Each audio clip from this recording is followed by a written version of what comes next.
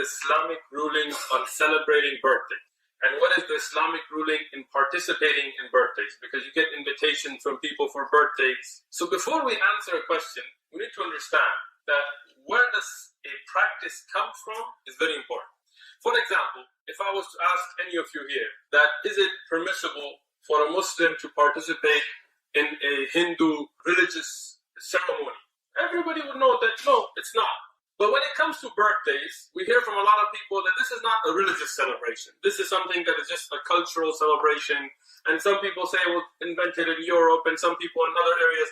But we need to research this issue. The earliest mention I could find for celebration of birthdays is actually in the Torah, which is called the Old Testament, and it is currently a part of the Bible as it is printed today.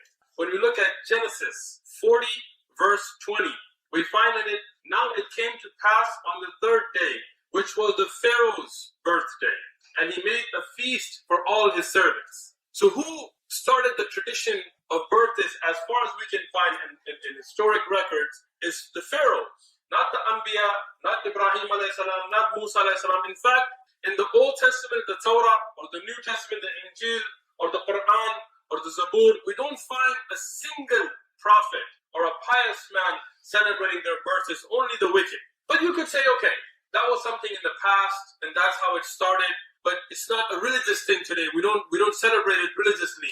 But I'm going to ask you, what do you do on birthdays? You get cakes, and you put candles, and you light them, and you make wishes, and you blow them out. So where did all that come from? And I'm not going to guess at it. The National Geographic Society, in a research and a book that they have published called An Uncommon History of Common Things. And this is not from my perspective. These are published books you can look up yourself. When they talk about birthdays, they said that ancient Greek, the pagans, idol worshippers, the ancient Greek, baked round or moon-shaped honey cakes.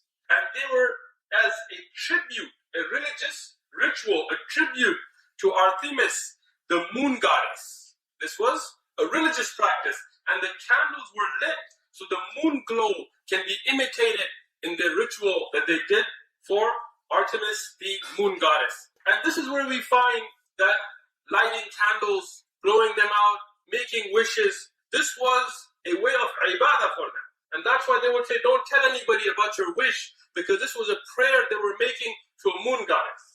And that's why, as an advice even to those Christians and Jews that may be watching these videos, we find in the earliest works of the Jewish tradition and the Christian tradition condemnation of birthday celebrations as a pagan festival.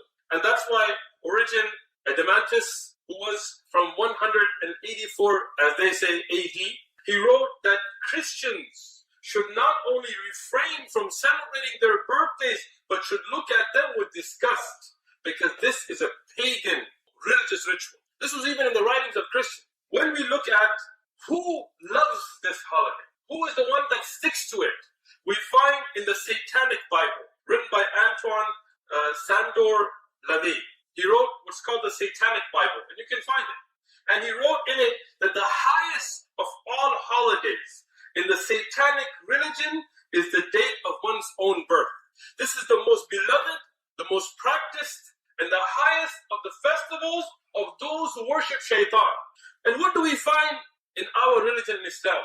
Not a single place in the Quran where any birthday is celebrated. Never in the life of the Prophet sallallahu alaihi wasallam or the Sahaba radiallahu anhu. Rather, we find the hadith in the Sunnah of Abu Dawud from Rasulullah sallallahu alaihi wasallam, who said, "Man tashabbah biqawmin fahuwa min." Whoever imitates a people, then he is from them.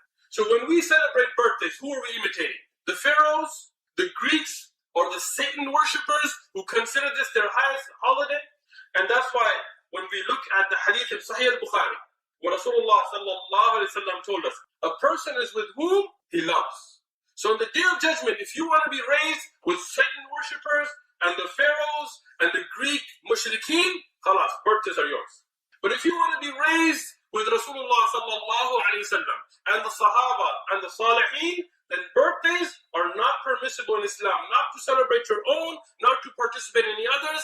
This is a religious pagan festival. And even today, the practices that are in it are still from those religious rituals, it is not permissible for Muslims to celebrate them or partake in them, and Allah subhanahu wa ta'ala knows best. وآخر الدعوانا الحمد لله رب العالمين.